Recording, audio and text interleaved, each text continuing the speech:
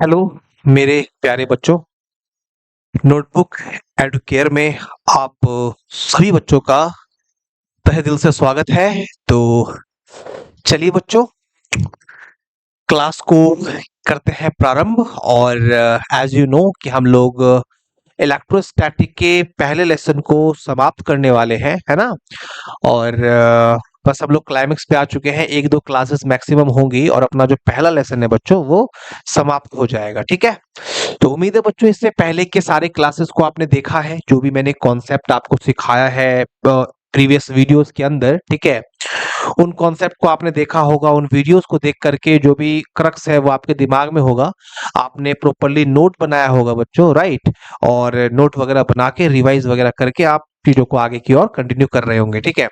तो चलिए बच्चों, इस उम्मीद के साथ, इस आशा के साथ कि आपकी जो पढ़ाई है वो बढ़िया चल रही है। ठीक है। अगर आपको कुछ भी प्लस माइनस लगता है, कुछ भी आपको फील होता है अबाउट योर पढ़ाई लिखाई, है ना, कोई भी समस्या आपको बच्चों आती है, तो डेफिनेटली आप मुझे बताओ।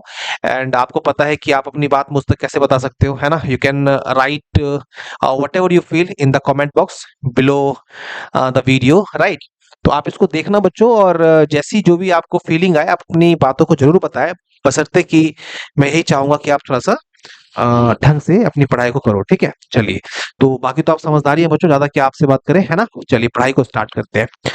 तो बच्चों, एज यू नो कि हमारा जो पिछला क्लास था, पिछली जो अपनी वीडियो थी, वो थी किसी भी स्थिति में विद्युत क्षेत्र की तीव्रता का व्यंजक, अगर आपको याद आ रहा है। ठीक है बच्चों, आपको पता है विद्युत द्विध्रुव के कारण जब हम विद्युत क्षेत्र की तीव्रता का व्यंजक निकालते हैं, तो अलग अलग स्थिति में बच्चों, मतलब कहने का सेंस मेरा ये हो गया कि जब आप विद्युत द्विध्रुव की वजह से विद्युत क्षेत्र की तीव्रता निकालते हो, तो अपने पास बच्चों तीन कंडीशन होता है, अगर आपको याद आ रहा है। ठीक है, एक तो अपन अक्षीय स्थिति में निकालते हैं, ठीक है। दूसरा हम निरक्षीय स्थिति में निकालते हैं। और बच्चों जो अपना तीसरा केस था ना, वो किसी भी स्थिति में हम लोग वही सेम कैलकुलेशन को करते हैं। तो बच्चों, मैंने इससे पहले की क्लासेस में आपको अक्षीय स्थिति में how can we derive intensity of electric field वो सिखाया। ठीक है, निरक्षीय स्थिति में हम लोग कैसे निकालते हैं और किसी भी स्थिति में कैसे निकालते हैं, ये सारी बातें बच्चों मैं आपको पढ़ा चुका हूं। ठीक है, उम्मीद है आपने उन वीडियोस को देख लिया होगा और जो भी कॉन्सेप्ट वहां सिखाया वो आपको आता होगा, है ना।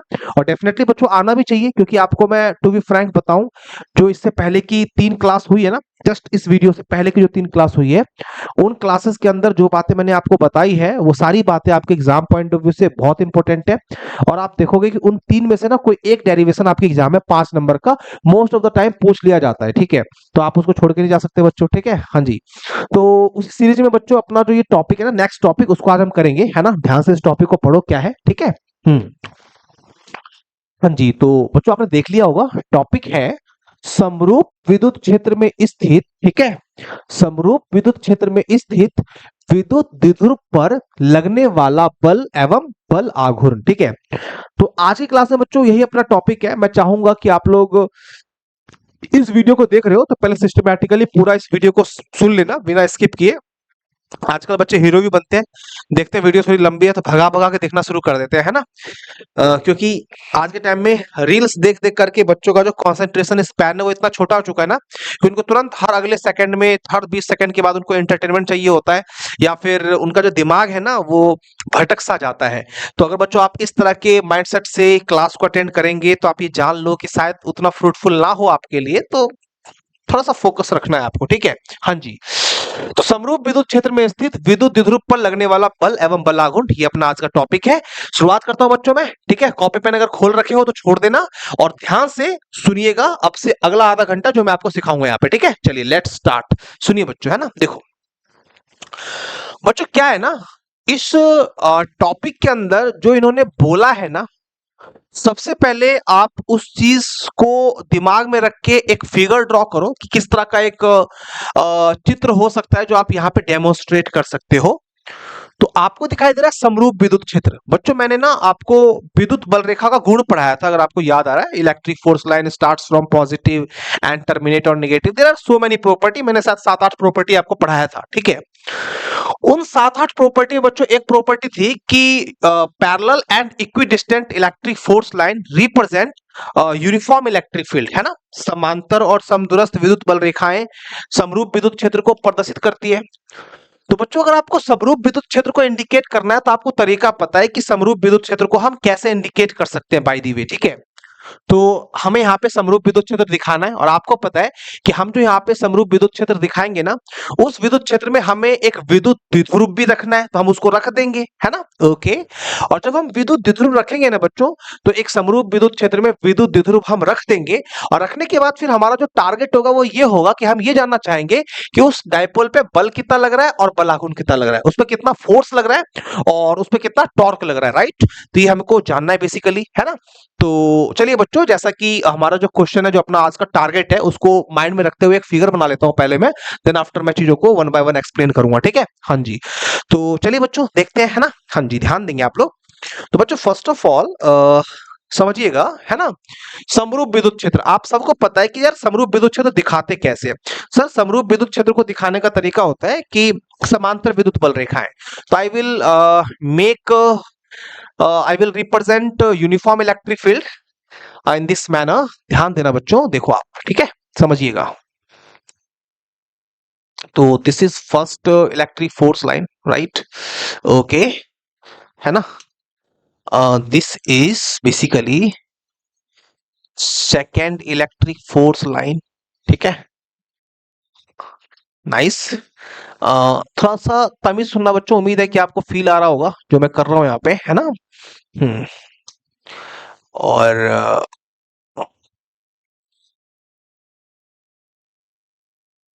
हम्म चलिए, नाइस। तो बच्चों ये जो आपको दिखाई दे रहा है ना, ये जो आप बोर्ड पे आप देख पा रहे हो, ठीक है, ये समांतर विद्युत बल रेखाएं हैं, ठीक है। और आपको पता है कि समांतर विद्युत बल रेखाएं ही तो समरूप विद्युत क्षेत्र को दिखाती है। तो हम मान लेते हैं कि यार ये जो पैरेलल और इक्विडिस्टेंट इलेक्ट्रिक फोर्स लाइन है ना, यही समरूप विद्युत क्षेत्र को प्रदर्शित करती है। तो ये जो हमने दिखाया है ना, ये समरूप विद्युत क्षेत्र है। समरूप विद्युत क्षेत्र का तात्पर्य क्या है बच्चों? समरूप विद्युत क्षेत्र का मीनिंग है कि इसमें आप कहीं भी किसी भी लोकेशन पे चले जाओ, किसी भी बिंदु पे चले जाओ, उन सारे बिंदुओं पे जो विद्युत क्षेत्र की तीव्रता है ना, वो तीव्रता सेम होगी बच्चों। हर बिंदु पे जब इंटेंसिटी सेम होगा तभी तो उसको यूनिफॉर्म समरूप बोलेंगे, एक समान बोलेंगे, है ना। ओके, तो ये समरूप विद्युत क्षेत्र है। इस समरूप विद्युत क्षेत्र में बच्चों एक विद्युत द्विध्रुव रखा हुआ है। तो यहाँ पे मैं एक इलेक्ट्रिक डायपोल रख दूंगा, आप देखो, है ना। मैं यहाँ पे एक इलेक्ट्रिक डायपोल रख दूंगा। तो मैंने कहा कि भाई यहाँ पे इलेक्ट्रिक डायपोल रख देते हैं, ठीक है। तो इसमें जो इलेक्ट्रिक डायपोल रखा मैंने, सपोज दैट वो इलेक्ट्रिक डायपोल बच्चों मैंने यहाँ पे कैसे, है ना, वो इलेक्ट्रिक डायपोल मैंने यहाँ पे ऐसे रख दिया, ठीक है। सपोज बच्चों मानना ही तो है, तो हमने यहाँ पे इसको मान लिया कि ये जो इलेक्ट्रिक डायपोल है, ठीक है, ये जो अपना इलेक्ट्रिक डायपोल है, इस तरीके से रख दिया मैंने। फील करना बच्चों, ठीक है। हाँ बच्चों, ये इलेक्ट्रिक डायपोल है, मान लिया हमने, डिफरेंट कलर से दिखाया है मैंने, है ना, इलेक्ट्रिक डायपोल है। और इसमें बच्चों आप समझिएगा थोड़ा सा, ये जो इलेक्ट्रिक डायपोल है ना, आपको पता है इलेक्ट्रिक डायपोल किसे कहते हैं, ठीक है। इलेक्ट्रिक डायपोल जो है उसमें दो आवेश होते हैं, दोनों का मान समान होता है और प्रवृत्ति उसकी जो होती है, प्रकृति वो अलग अलग होती है। तो इसका बच्चों नाम देते हैं, इसका नाम हमने दे दिया सर, इसका नाम है ए, है ना, इसका नाम है बी, और एक सेकेंड, ठीक है, नाम वाम बच्चों बाद में दे देंगे, फिलहाल आप एक चीज देखना है यहाँ पे रखा हुआ है बच्चों प्लस क्यू, ठीक है। इस वाले बिंदु पे प्लस क्यू आवेश है, राइट। और इस वाले बिंदु पे जो है ना बच्चों माइनस क्यू आवेश है, ठीक है, माइनस क्यू आवेश दिख रहा होगा आपको, ठीक है। इधर है प्लस क्यू और इधर है बच्चों माइनस माइनस क्यू, ठीक है। ओके, माइनस क्यू, नाइस बच्चों। आप सब बच्चे इस बात को जानते हैं कि डायपोल की जो लेंथ होती है ना, उसको हम 12 से इंडिकेट करते हैं। तो बच्चों वो चीज जो है ना, डायपोल की जो लेंथ है, अगर मैं उसकी लेंथ को 12 से इंडिकेट कर दूं तो भी ठीक है। और अगर मैंने 12 नहीं लिखा ना, तो आपको कंफ्यूज नहीं होना है, बिकॉज वो पार्ट अंडरस्टूड होता है कि यार अगर नहीं भी लिखा है ना, तो उसकी लेंथ 12 होगी, ठीक है। तो ये जो लेंथ है ना, ये 12 होगी, इसकी जो लेंथ है 12 होगी। अभी ऐसे कैजुअली मैं इसका कुछ नाम दे देता हूं, तो मैंने इसका नाम रखा बच्चों, है ना, मैं इसका नाम रख देता हूं, लेट्स से क्या नाम रखूं, तो मैंने इसका नाम रखा, है ना, इसका नाम है, इस बिंदु का नाम है ए, ठीक है। और इस बिंदु का नाम है बच्चों क्या चीज, बी। उम्मीद है आपको दिखाई दे रहा होगा, है ना, वेरी गुड। तो बच्चों ये एक इलेक्ट्रिक डायपोल है और ये कितने एंगल पर रखा हुआ है, थोड़ा सा इसको भी दिखा देते हैं। तो मान लेते हैं कि ये जो है ना, ये लेट्स से ये थीटा एंगल पे रखा हुआ है, ऐसा हम यहाँ पे इमेजिन कर सकते हैं अगर चाहें तो, ठीक है। ओके, नाइस बच्चों, वेरी गुड। तो ये है सिचुएशन, है ना, ये सिचुएशन है जो हमारे क्वेश्चन में दिया हुआ है ना। अगेन पढ़ता हूं मैं क्या दिया हुआ है, समरूप विद्युत क्षेत्र में स्थित विद्युत द्विध्रुव पर लगने वाला बल एवं बल आघूर्ण। तो ये रहा समरूप विद्युत क्षेत्र, ठीक है। उसमें ये रहा डायपोल इलेक्ट्रिक इलेक्ट्रिक डायपोल विद्युत द्विध्रुव ए बी, ठीक है, जो कि थीटा एंगल पर रखा हुआ है। अब बच्चों हमारा काम है कि इस पर हम बल निकालें और बल आघूर्ण निकालें, ठीक है। तो उम्मीद है बच्चों आपको सिचुएशन समझ में आ गई है अच्छे से, और आप कंफ्यूज नहीं हो रहे होंगे कि मैं जो बता रहा हूं, ठीक है। सारी बातें क्लियर होंगी, ठीक है। चलिए, वेरी गुड। तो क्या करेंगे बच्चों, हम ना बारी बारी से काम करेंगे। पहले हम लोग यहाँ पे कैलकुलेट करने का प्रयास करेंगे बल, कि यार बल अगर लगता है तो कितना लगता है, उसकी क्या वैल्यू होती है, ठीक है। और फिर हम बात करेंगे कि यार बल आघूर्ण अगर लगता है ना, तो उस बल आघूर्ण की वैल्यू क्या होती है, ठीक है। तो चलिए बच्चों, उस पे मैं आपको लेके चलता हूं, ठीक है। थोड़ा सा समझने का प्रयास करना। देखो यहाँ पे, है ना, ध्यान देना बच्चों। एक ऑब्जर्वेशन है, वो ऑब्जर्वेशन क्या है? वो ऑब्जर्वेशन ये है, मान लीजिए कि ये इलेक्ट्रिक फील्ड है ना, ये इलेक्ट्रिक फील्ड है। ऐसे में एग्जांपल दे रहा हूं बच्चों, परेशान नहीं होना। ये इलेक्ट्रिक फील्ड है जो ऊपर की ओर डायरेक्ट है ना। बच्चों एक ऑब्जर्वेशन ये कहती है कि जब आप इलेक्ट्रिक फील्ड में किसी पॉजिटिव चार्ज को लेके आओगे, पॉजिटिव चार्ज की को लेके आओगे, तो पॉजिटिव चार्ज पे जो फोर्स लगता है ना, वो हमेशा इलेक्ट्रिक फील्ड की डायरेक्शन में लगता है ना, इलेक्ट्रिक फील्ड की डायरेक्शन में लगता है। यानी कि विद्युत क्षेत्र अगर नॉर्थ में है, तो पॉजिटिव चार्ज पे जो बल लगेगा वो नॉर्थ में ही लगेगा, यानी कि धनावेश पर लगने वाले बल की दिशा विद्युत क्षेत्र की दिशा में होती है। And vice versa what I mean बच्चों, अगर मैं इसका इसी में अगर एक नेगेटिव चार्ज ला के रख दूं बच्चों, तो याद रखना ऋणावेश पर लगने वाले बल की दिशा विद्युत क्षेत्र के विपरीत दिशा में होती है। यानी विद्युत क्षेत्र अगर नॉर्थ में है ना, तो ऋणावेश पे जो बल लगेगा वो नॉर्थ का उल्टा कहां, साउथ में लगेगा, है ना। उम्मीद करता हूं ये बात आपको समझ में आ रही है। अच्छा बच्चों, ये काफी इंपॉर्टेंट रिजल्ट है। इसके आधार पे जब हम मैग्नेटिज्म वगैरह पढ़ेंगे ना, तो वहां पे भी कुछ कुछ काम करेंगे, और इलेक्ट्रिसिटी में भी ये कॉन्सेप्ट काम आएगा। हमेशा याद रखना कि धनावेश में बल कहां लगता है, धनावेश पर बल जो लगता है वो विद्युत क्षेत्र की दिशा में लगता है, ठीक है। और ऋणावेश में बल कहां लगता है, ऋणावेश पे जो बल लगता है वो विद्युत क्षेत्र की विपरीत दिशा में लगता है। तो ये अगर कॉन्सेप्ट क्लियर है ना बच्चों, तो यहाँ पे जरा मेरे को एक बात बता दो। इलेक्ट्रिक फील्ड इधर है ना, सबको पता है, दिखाई दे रहा है, मैंने बढ़िया बढ़िया एरो भी दिखा दिया, कोई दिक्कत है नहीं, है ना। तो ये this is the direction of electric field, right. अब बच्चों ये रहा पॉजिटिव चार्ज, है ना, पॉजिटिव चार्ज। तो force act on this positive charge must be in the direction of electric field. It is our basic concept बच्चों। मैं बोलना क्या चाहता हूं, मैं बोलना ये चाहता हूं कि ये पॉजिटिव चार्ज है ना, ये पॉजिटिव चार्ज है, और इस पॉजिटिव चार्ज पे जो बच्चों बल लगेगा ना, वो विद्युत क्षेत्र की दिशा में लगेगा। इस धनावेश पे जो बल लगेगा वो विद्युत क्षेत्र की दिशा में लगेगा, और इस ऋणावेश पे जो बल लगेगा वो विद्युत क्षेत्र के विपरीत दिशा में लगेगा। तो अगर ऐसा है बच्चों, तो इस चीज को आप यहाँ पे इंडिकेट भी करोगे, है ना, कि सर राइट, यहाँ पे ना ये वाला ले लेते हैं, ठीक है। हाँ, इस पे जो बल लगेगा, एक सेकेंड, आप कहोगे सर यहाँ जो बल लग रहा है ना एक प्लस वाले पे, वो ऐसे लगेगा। Sir this is force, direction of force on positive charge plus Q, है ना, और this is direction of force on negative charge minus Q, ठीक है, माइनस क्यू। समझ में आ रहा है बच्चों आप लोगों को, है ना, कोई दिक्कत वाली बात नहीं है। प्लस पे लगने वाले बल की दिशा विद्युत क्षेत्र की दिशा में, माइनस पे लगने वाले बल की दिशा विद्युत क्षेत्र की विपरीत दिशा में। अब आप सबको एक बात पता है कि E बराबर एफ बटे क्यू होता है, बताओ सही बात है, E बराबर एफ बाई क्यू होता है। अगर किसी कार्टून को यह बात नहीं पता है कि E बराबर एफ बाई क्यू होता है, तो एक नंबर का बदतमीज कहलाएगा, और ऐसे बदतमीज को क्या, बताओ।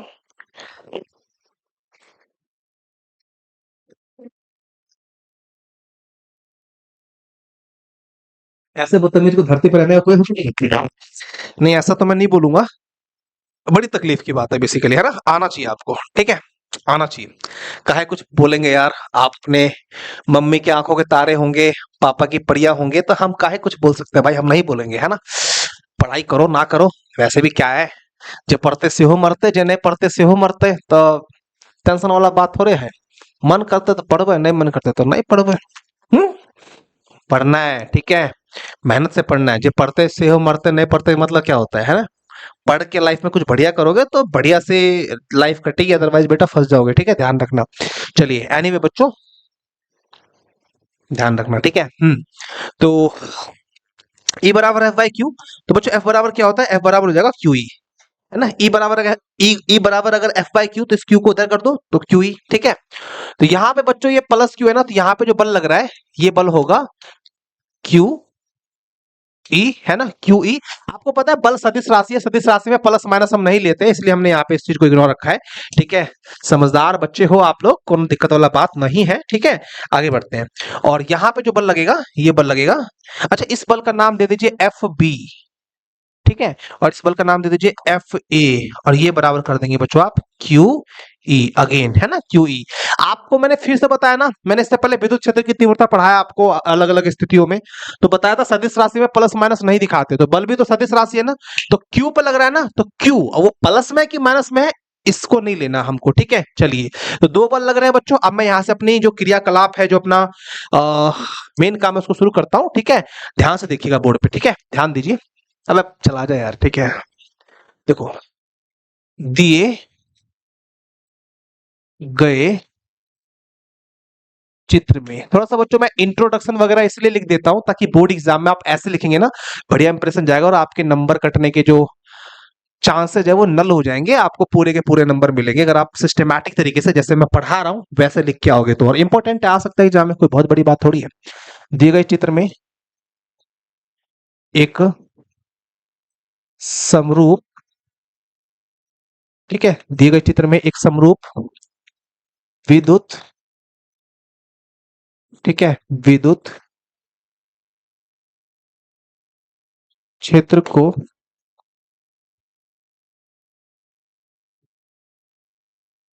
समरूप विद्युत क्षेत्र को प्रदर्शित किया, दिए गए चित्र में एक समरूप विद्युत क्षेत्र को प्रदर्शित किया गया है, ठीक है, ओके, जिसमें, ठीक है, दिखाई दे रहा है बच्चों, कौन रखा हुआ है, इलेक्ट्रिक डायपोल रखा हुआ है, विद्युत द्विध्रुव रखा हुआ है, जिसमें एक विद्युत, इस रंग को बच्चों क्या बोलते हैं, सुगापंखी है, क्या बोलते हैं रंग को, पैरट कलर, पहचानते हैं आप लोग, कोई लड़की वड़की लड़की बता सकती है इस रंग का नाम, ब्लू तो नहीं है ये, ग्रीन भी नहीं है, क्या है ये, ठीक है, प्रदर्शित किया गया है जिसमें एक विद्युत द्विध्रुव थीटा, है ना, विद्युत द्विध्रुव बल रेखा के साथ, या इतना ज्यादा लिखना उचित नहीं होगा बच्चों, ठीक है, इसमें एक विद्युत द्विध्रुव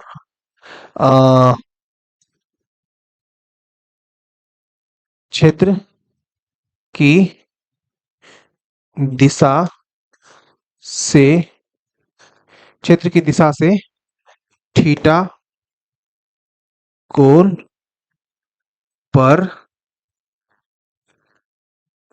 स्थित है। बच्चों उम्मीद है कि मेरी राइटिंग समझ में आ रही होगी, है ना। दुनिया की सबसे खूबसूरत हैंडराइटिंग है ये, इससे अच्छी हैंडराइटिंग दुनिया में किसी की नहीं है, ऐसा मेरे को लगता है ना। अरे यार अगर खराब भी लगे तो छोटी तारीफ वारीफ कर दिया करो, कॉन्फिडेंस हाई रहेगा हमारा, है क्या, सही बोल रहा हूँ मैं, बहुत बढ़िया हैंडराइटिंग है, राइट। और अगर किसी को लगता है कि मेरी हैंडराइटिंग खराब है तो अपनी कॉपी पे नजर डालो, गलत फहमी दूर हो जाएगी तुम्हारी, ठीक है, ओके। क्षेत्र की दिशा से थीटा कोण पर स्थित है ना। आगे बढ़ते हैं, नाउ तो कलर बदल लेते हैं ना, अच्छा लगेगा, ठीक है। नाउ यदि द्विध्रुव पर लगने वाला कुल, ठीक है, द्विध्रुव पर लगने वाला, द्विध्रुव पर लगने वाला, यदि द्विध्रुव पर लगने वाला कुल बल एफ हो तो वी कैन से। बच्चों काफी बेसिक और देसी भाषा में पढ़ा रहा हूं मैं, देसी तरीके से, ताकि हर देसी बच्चा मेरी बात को समझ पाए, और जो नहीं समझ पाया वो अंग्रेज होगा, ठीक है। वी कैन से, अब मुझे बताओ एफ हो तो यदि लगने वाला कुल बल एफ हो तो आप मुझे बताओ इस पे बल कितने लग रहे हैं, दो लग रहे हैं, दोनों अपोजिट डायरेक्शन में लग रहा है। तो मुझे बताओ बच्चों, जब हमें, हमारे पास दो बल हो और हमें टोटल नेट फोर्स निकालना हो और जब दो बल सेम दिशा में हो तो नेट निकालने के लिए क्या करते हो, जोड़ देते हो। और जब दो बल विपरीत दिशा में हो तो नेट निकालने के लिए परिणामी बल निकालने के लिए क्या करते हो, घटा देते हो। तो यहाँ पे विपरीत दिशा में है ना, इसलिए घटा देंगे। तो हमने बोला है नाउ, अब यदि द्विध्रुव पर लगने वाला कुल बल F हो तो वी कैन से क्या बोल सकते हैं, F बराबर FA माइनस FB, या फिर FB माइनस FA, दोनों तो इक्वल ही है, कहीं से किसी को भी घटा दो, कटना ही है दोनों, ठीक है। तो आप कह देंगे सर ये F है, अब FA कितना है सर, FA QE है। FB कितना है सर, ये भी QE है। तो आप मेरे को बताओ QE में से QE गया, कितना बचा सर, QE में से QE जाएगा, अबे यार सर QE में से QE जाएगा, सर QE में से QE जाएगा, QE में से QE जाएगा तो कुछ नहीं बचेगा, जीरो बचेगा ना। यहाँ पे लिख देंगे F बराबर जीरो, ठीक है, जीरो। तो उम्मीद है बच्चों ये बात आपको समझ में आई। इसका मतलब क्या समझा आपने, आपको जो टास्क मिला था ना वो मिला था समरूप विद्युत क्षेत्र में स्थित विद्युत द्विध्रुव पर लगने वाला बल और बल आघूर्ण का इक्वेशन, ठीक है। तो मेरे प्यारे बच्चों बल निकालना था, बल आघूर्ण निकालना था। बल आघूर्ण को थोड़ा साइड में रखते हैं। आपने बल निकाल दिया और आपको क्या दिखाई दिया, कुल कितना बल लगता है, कुल बल लगता है जीरो, है ना, कुल बल लगता है जीरो। इस जीरो के निष्कर्ष पे हम कैसे पहुंचे, उम्मीद है आपको समझ में आ गया होगा, किसी तरह का कोई डाउट आपको नहीं रहा होगा। बच्चों अगर आप अभी भी नहीं समझ पाए ना तो you are in the online class and the biggest advantage of online class is you can watch the lecture as per your comfort repeatedly, है ना, बार बार आप लेक्चर को देख सकते हो तब तक जब तक कि आप समझ ना जाओ। हालांकि टाइम की बर्बादी होती है यार, एक बार बढ़िया से देखोगे तो समझ जाओगे, आ गया होगा, है ना, आ गया होगा, आ गया होगा।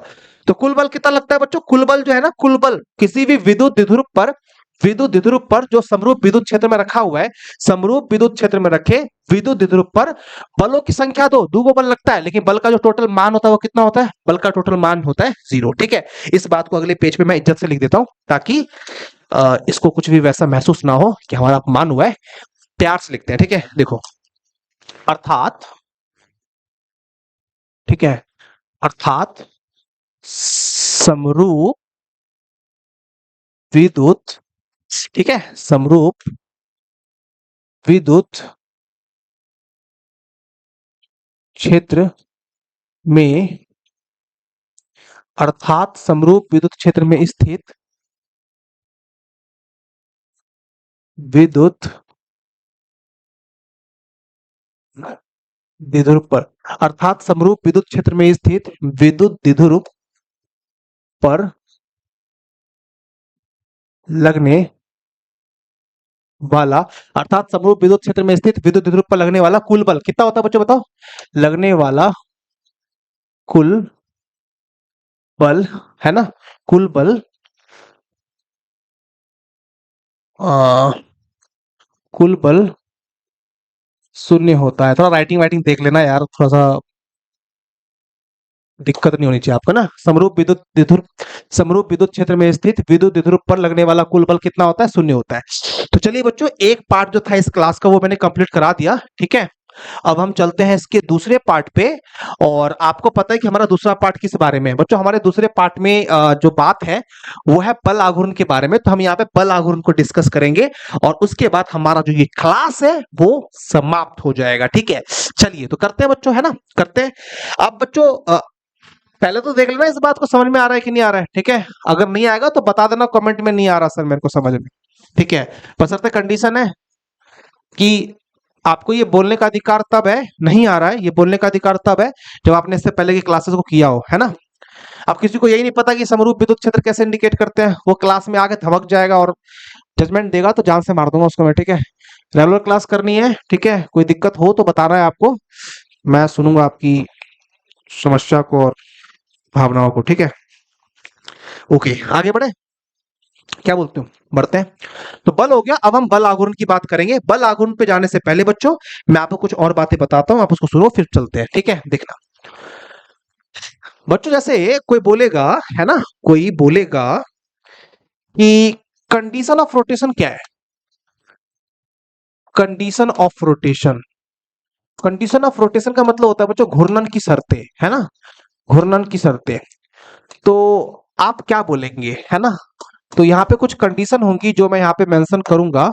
जैसे कंडीशन ऑफ रोटेशन में पहला कंडीशन है कि टू फोर्स, दो बल होने चाहिए, है ना, value should be same, value should be same, मान समान होना चाहिए। अभी आपको समझ में नहीं आएगा, चुपचाप देखते रहना, अभी थोड़ी देर में समझ में आएगा, बस देखो, है ना, देखो, थोड़ी देर देखो, मैं समझा दूंगा, है ना, परेशान नहीं होना। Two force value should be same, ठीक है। डायरेक्शन,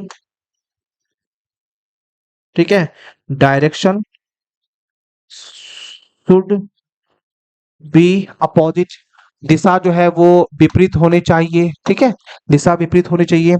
एंड नंबर 4 है बच्चों, लाइन, लाइन ऑफ एक्शन, ठीक है, line of action should be different, line of action should be different. इसका मतलब क्या है बच्चों, इसका मतलब क्या है, आप थोड़ा सा तमीज से सुनो, मैं एग्जांपल देता हूं तो समझाता हूं आपको। मान लो ये एक, मान लो कि यहाँ पे एक लाइन है, ठीक है, ये एक रेखा है, ठीक है, इस पर एक बल लग रहा है ऐसे, ठीक है, और एक बल लग रहा है ऐसे। मुझे बताओ क्या इन बल के प्रभाव से ये लाइन घूमने लग जाएगी? बोलो, ठीक है, ऐसे है, एक इधर धकेल रहा है और एक इधर धकेल रहा है, तो क्या हम घूमने लग जाएंगे? नहीं यार, नहीं घूमेंगे, है ना।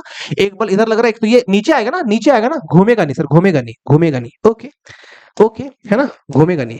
अब मुझे एक बात बताना, ठीक है, मुझे एक बात बताना, अगर मैंने ऐसा वाला केस ले लिया, ठीक है, कि सर एक बल इधर लग रहा है और एक बल इधर लग रहा है, क्या घूमेगा? नहीं सर। तो मैं ना आपको फालतू में ज्यादा ड्रामेबाजी के बिना डायरेक्ट रिजल्ट पे लेके चलता हूं, ताकि आप डायरेक्ट कंक्लूजन पे आ जाओ कि होता क्या है सर। आप बताओ मेरे को, ये एक लाइन है, एक बल इधर लग रहा है और एक बल इधर लग रहा है, आप बताओ, आप घूमेगा? बिल्कुल सर, आप सोच सकते हो घूमेगा। एक ऐसे ऐसे कोई बॉडी है या कोई लाइन है सपोज दैट, और मुझे ना कोई यहां से इधर धकेल रहा है, इधर धकेल रहा है, ठीक है, इधर धकेल रहा है, और एक इधर वाली बॉडी उसको अंदर, मतलब ये जो हाथ है ना, इसको कोई इधर धकेल रहा है, इधर, है ना, इधर धकेल रहा है, और एट द सेम टाइम इधर जो है ना, इधर वाले को इधर धकेल रहा है, इसको इधर, नहीं नहीं सॉरी, गलत बोल दिया ना मैंने, इसको इधर और इसको अंदर, है ना, समझना ध्यान से बच्चों, इसको इधर, यार मेरा ना, मैं आगे कैमरे में देख रहा हूँ तो मैंने राइट वाला यूज किया है, तो कैमरे में लेफ्ट दिखाई दे रहा है, मैं कंफ्यूज हो रहा हूँ कि कौन सा हाथ क्या क्या चल रहा है, क्या है, ध्यान देना, कोई बात नहीं, ठीक है, समझना। ऐसे है बच्चों, है ना, ऐसे कुछ है नहीं क्या मेरे पास, ख्याल ले ले, नहीं है, है ना, कोई बात नहीं, देखो आप, है ना, मैंने इस वाले हाथ पे ना, इसको मैं इधर बाहर क्यों धकेल रहा हूँ और इसको मैं अंदर क्यों धकेल रहा हूँ? तो मुझे बताओ, जिस टाइम पे ये बाहर आएगा उस टाइम पे क्या अंदर जाए, जिस टाइम पे ये बाहर आएगा उस टाइम पे क्या ये अंदर जाएगा? तो क्या ये वाली सीन ऐसे नहीं जाएगी, ऐसे, है ना, ऐसा होगा, है ना, ऐसा होगा। तो समझ में आ रहा है, कितने बल लगने चाहिए? 2 बल लगने चाहिए, 1 और 2, तो 2 फोर्स होने चाहिए, value should be same, value should be same का मतलब होता है बच्चों, अगर ये 20 न्यूटन, तो ये भी कितना होगा? 20 न्यूटन। बल का मान समान होना चाहिए, क्योंकि बच्चों यार देखो, तुम होगा क्या ना, होगा ये कि आप बताओ, अगर ये 20 अगर बल का मान सेम नहीं है, अगर ये यहाँ खींच रहा है कोई 20 न्यूटन से और ये बेचारा 5 न्यूटन, 5 न्यूटन, तो अगर ये 20 न्यूटन से खींच रहा है तो ये तेजी से आगे जाएगा और ये स्लो स्लो पीछे जाएगा, तो बैलेंस गड़बड़ा नहीं जाएगा? जैसे फैन चलता है, जो पंखा ऊपर पंखा चलता है, राइट, ये फैन है, ये फैन है, ठीक है, तो फैन जब चलता है तो मुझे बताओ, फैन स्लो चल रहा हो चाहे फास्ट चल रहा हो, इन तीनों ब्लेड की स्पीड क्या अलग अलग होती है? कि यार ये बहुत साइंस एकदम फास्ट फास्ट चल रहा है और ये स्लो स्लो चल रहा है, ऐसा तो नहीं होता ना, जो भी रोटेशन अगर हो रही है तो सारे आर्म की जो स्पीड है वो सेम होती है, तो वो मेंटेन तब रहेगा जब दोनों फोर्स की वैल्यू समान रहेगी। तो कितने बल? 2 बल। बल का मान क्या होना चाहिए? समान होने चाहिए। दिशा विपरीत, एक नीचे दूसरा ऊपर, तो दिशा क्या होनी चाहिए? दिशा अपोजिट होनी चाहिए। और लाइन ऑफ एक्शन डिफरेंट का मतलब बच्चों होता है, जैसे ये 3 कंडीशन को जस्टिफाई ये भी तो करेगा कि एक बल इधर, एक बल इधर, 20 न्यूटन, 20 न्यूटन, 2 बल लग रहे हैं, यस सर, मान सेम है, यस सर, दिशा अपोजिट है, यस सर, एक नीचे दूसरा ऊपर, बट यहाँ पे घूमेगी नहीं, यहाँ पे घूमेगी नहीं, दब जाएगा ना, दब जाएगा, घूमेगा थोड़ी यार ये, तो ये भी कंडीशन नहीं है, यहाँ पे एक और कंडीशन छुपा हुआ है, वो ये है, line of action should be different. Line of action should be different का तात्पर्य होता है बच्चों कि अभी इस केस में ना, ये जो दोनों फोर्स है वो एक ही लाइन पे लग रहे हैं, और ये नहीं चाहिए, इस केस में नहीं घूमेगी, अलग अलग लाइन पे लगना चाहिए, ये वाला इस लाइन पे लग रहा है तो ये दूसरी लाइन पे लगना चाहिए, अगर ऐसा है तो बॉडी घूमना शुरू कर देगी, और इस स्थिति में बल युग्म का, युग्म मतलब जोड़ा, युग्म मतलब जोड़ा, बल युग्म का जो प्रभाव होता है उसे ही हम क्या कहते हैं? बलाघूर्ण। बच्चों मेरे को नहीं लगता कि इतना बढ़िया तरीके से, इससे ज्यादा बढ़िया तरीके से मैं आपको समझा सकता हूं, मेरे को लगता है कि मैंने काफी बेहतरीन समझाया आपको, अगर आप पढ़ने वाले हैं तो आपको काफी अच्छे से समझ में आ गया होगा और कोई डाउट आपके पास रहेगा नहीं, है ना। बलाघूर्ण क्या है? बलाघूर्ण प्रभाव है, प्रभाव, किसका प्रभाव है? बल आघूर्ण जो है ना, वो बल युग्म का प्रभाव है। जब किसी वस्तु पर दो बल इस तरीके से लग रहा हो कि उन दोनों, या ऐसे बोल दो, जब किसी वस्तु पर दो बल इस प्रकार लग रहा हो, या किसी वस्तु पर बल युग्म इस प्रकार लग रहा हो कि उस बल युग्म के कारण बॉडी रोटेट करनी शुरू हो जाए, उसमें घूर्णन होना शुरू हो जाए, तो इस स्थिति में बल युग्म का प्रभाव क्या कहलाता है? बल आघूर्ण कहलाता है। और यहाँ पे बच्चों आप एक बात और याद रखेंगे कि जो अपना बल आघूर्ण होता है ना, जो अपना बल आघूर्ण होता है, इसका फॉर्मूला होता है बल गुने लांबिक दूरी। ये जो मैं रफ पेज में आके ये ऊटपटांग काम करता हूं ना, ये कहने के लिए ऊटपटांग होता है, बट आप कॉन्सेप्ट को बिल्ड करने में इसका काफी योगदान होता है। तो आप इसको ऊटपटांग ना समझें, इसको अपने दिल दिमाग से लगा के रखें, बहुत इंपॉर्टेंट है। चलते हैं बैक पेज पे, ठीक है। हाँ जी, तो बल आघूर्ण की बात कर रहे थे। नाउ सी बच्चों, इसी में आगे कंटिन्यू करूंगा। एक बार यहाँ देख लो, कितने बल लग रहे हैं सर? दो बल लग रहे हैं, एक दो। बल का मान समान है सर, यस सर। यहाँ भी क्यू ई, वहां भी क्यू ई, वेरी गुड। कितने बल लग रहे हैं? बोलना है बेटा, वहां से जवाब देना है। कि आपको लग रहा हो सर मैं जवाब दूंगा भी तो आपको पता थोड़ी चलेगा। अरे तुमको बोलना है भाई, तुम बोलो अपना, तुम अपना काम करो, ठीक है। कितने बल लग रहे हैं? दो बल लग रहे हैं। बल का मान समान है क्या? यस सर, बल का मान समान है। बल की दिशा विपरीत है क्या? यस सर, एक इधर लग रहा है, एक इधर लग रहा है। क्या लाइन ऑफ एक्शन डिफरेंट है? Yes sir, line of action भी डिफरेंट है, एक ऊपर वाली लाइन पे, एक नीचे वाली लाइन पे। तो क्या यहां जो सिचुएशन दी हुई है, क्या ये सिचुएशन रोटेशन की सभी शर्तों को पूरा करता है? Yes sir. और अगर रोटेशन की सभी शर्तों को पूरा करता है, तो इस बल युग्म का जो प्रभाव होगा, इस बल युग्म का जो प्रभाव होगा, उस प्रभाव को हम बल आघूर्ण कहेंगे। तो उसी बात को यहां पे मैं मेंशन करने वाला हूं, ध्यान सुनना है ना। सुनिए, देखो यहां पे, ठीक है। यहां द्विध्रुव पर लगने वाला बल युग्म घूर्णन की सभी शर्तों को, यहां द्विध्रुव पर लगने वाला बल युग्म घूर्णन की सभी शर्तों को पूरा करता है, फलतः बल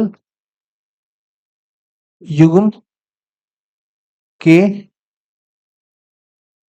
प्रभाव से, ओ माय गॉड, बल युग्म के प्रभाव से द्विध्रुव क्षेत्र, द्विध्रुव क्षेत्र की दिशा में आना, द्विध्रुव क्षेत्र की दिशा में आना चाहेगा, ठीक है। बल युग्म के प्रभाव से द्विध्रुव क्षेत्र की दिशा में आना चाहेगा, ठीक है। अ, तो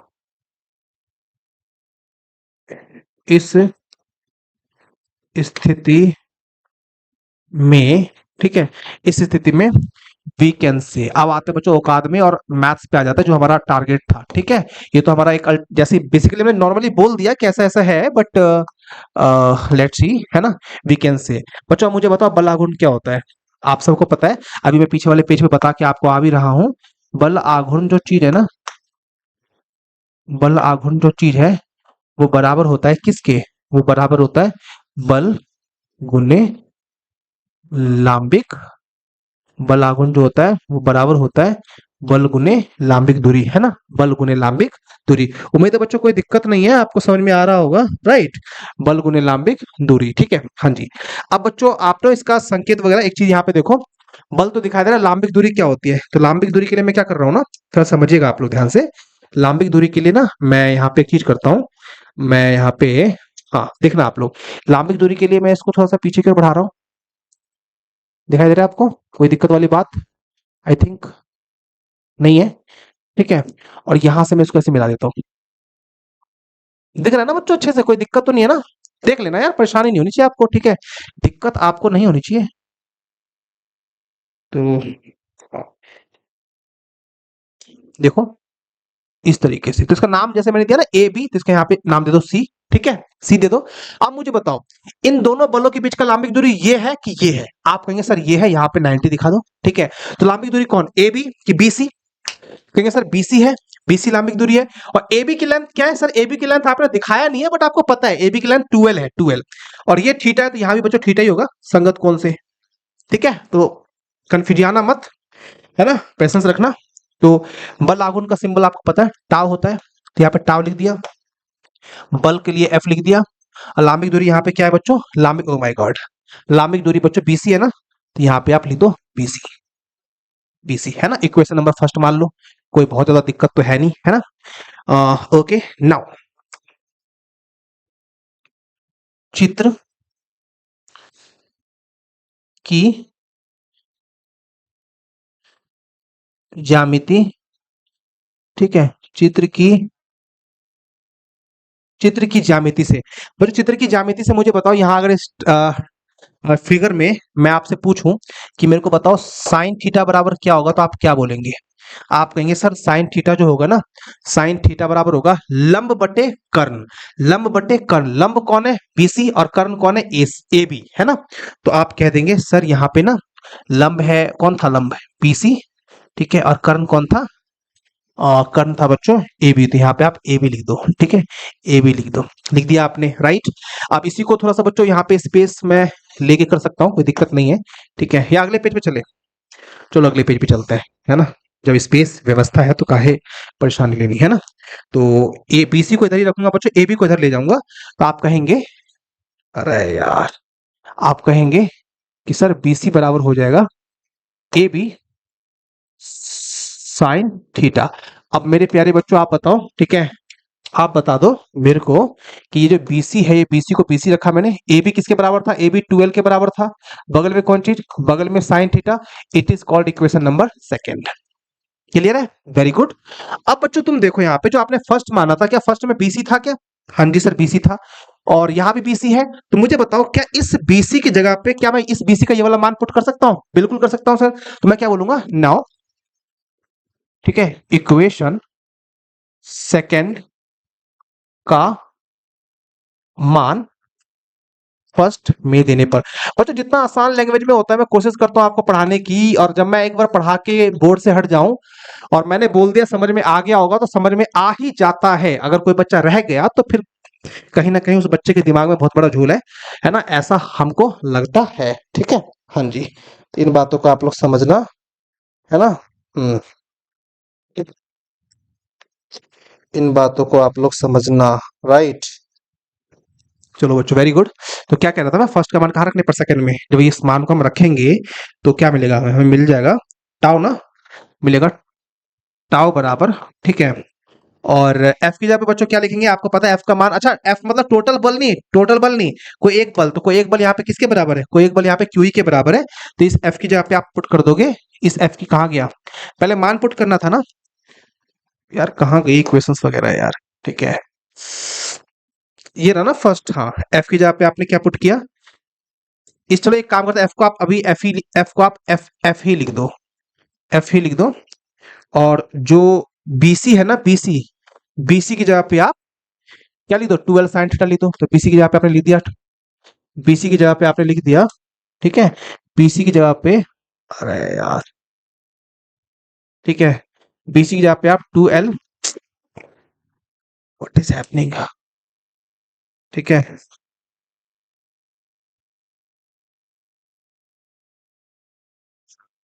ठीक है, आप यहाँ पे कर दोगे टाउ बराबर, एफ की जगह पे आपने, एफ की जगह पे आप एफ ही छोड़ दो, ठीक है, और बीसी की जगह पे आप लिख दो कितना?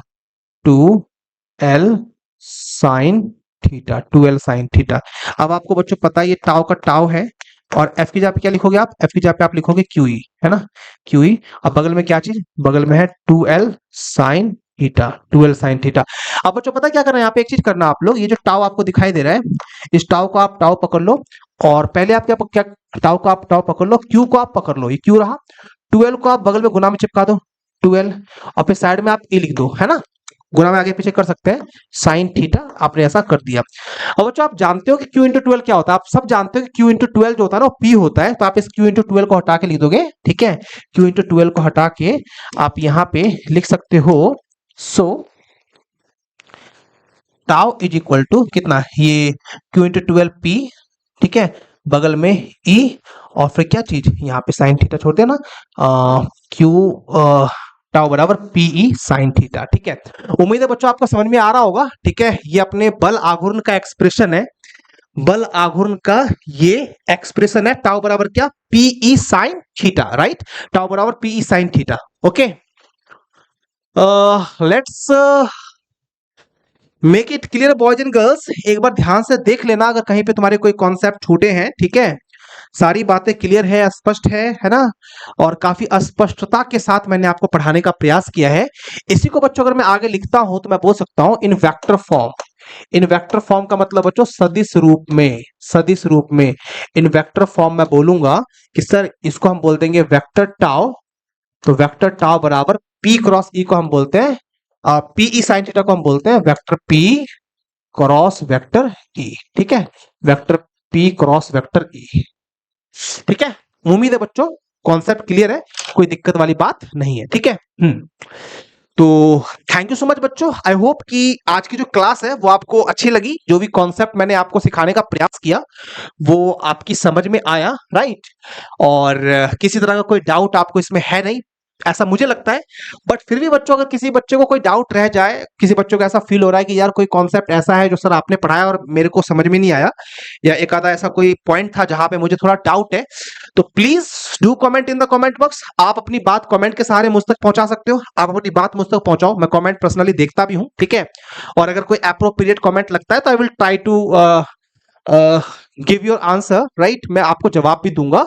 बट या मन लगा के पढ़ाई कीजिए और जो भी कॉन्सेप्ट मैंने सिखाया उसको सीखने का प्रयास कीजिए, सारी चीजें यहाँ पे है, आपको पीडीएफ मिल जाएगी, आप अपना कर लेना, ठीक है। तो थैंक यू सो मच बच्चों, अपना ख्याल रखना, मिलेंगे किसी और क्लास में, thank you so much, bye bye.